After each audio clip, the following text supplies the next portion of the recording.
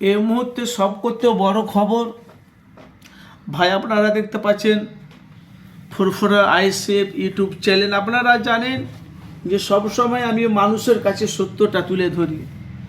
মুর্শিদাবাদের হুমায়ুন কবির ফুরফুরা শরীফে এসেছিলেন, ফুরফুরা শরীফে দরবারে নামাজ পড়ার জন্য, আদায় করার জন্য, আর কিছু পীরজাদাদের সাথে মুসাফা সাফা করার জন্য, সাক্ষাৎ করার জন্য এসেছিলেন। কিন্তু আব্বাস সিদ্দিকী নওশাদ সিদ্দিকীর বাড়িতে গিয়েছিলেন হুমায়ুন কবির, সেখানে কিন্তু আব্বাস সিদ্দিকী নওশাদ সিদ্দিকীর দেখা হয়নি। এর ভেতরে রহস্যটা কি আছে? এরা কি জোট করতে চাইছে না? এরা জোট করবে না। কিন্তু সাফের সিদ্দিকীর বাড়িতে গেলেন হুমায়ুন কবির ভাইজান, ওনার সাথে মোসাফা হয়েছে, নামাজ কালাম হয়েছে, ওনার বাড়িতে ওনার দরবারে খাওয়া দাওয়া হয়েছে, ইব্রাহিম সিদ্দিকী বাড়িতে সাক্ষাৎ হয়েছে। কিন্তু আব্বাস সিদ্দিকী নওশাদ সিদ্দিকীর সাথে কেনা দেখা হলো না। সেটাই লেগে এখন বাংলায় ঝড় উঠছে। যেহেতু আপনারা জানেন কিছু মিডিয়া আছে, এগুলোকে কিন্তু তারা দাবানোর একটা চেষ্টা করে, আপনারা জানেন যে আমি মানুষের কাছে সবসময় সত্যটা তুলে ধরি ভাইজান।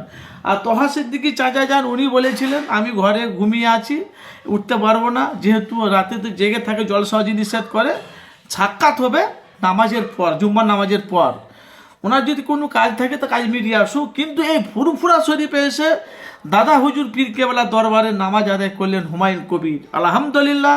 সেখানে সাফারি সিদ্দিকী ছিল, সেখানে বলছে আব্বাস সিদ্দিকী ভাইজানের সাথে যে দেখা করতে গেলেন, সেখানে কি হলো?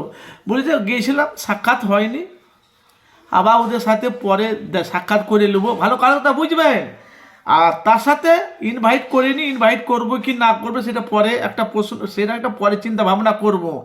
বড় একটা ইঙ্গিত ফুরফুরা শরীফে নতুন একটা পীরজাদা রাজনীতি ময়দানে আসছে বিধানসভাতে। আপনাদের মতামত জানাবেন। হুমায়ুন কবিরের সাথে কিনে সাক্ষাৎ হলো না, রহস্যটা কি? আপনাদের মতামত অবশ্যই আপনারা জানাবেন ফুরফুরা আইএসএফ চ্যানেলের মাধ্যমে।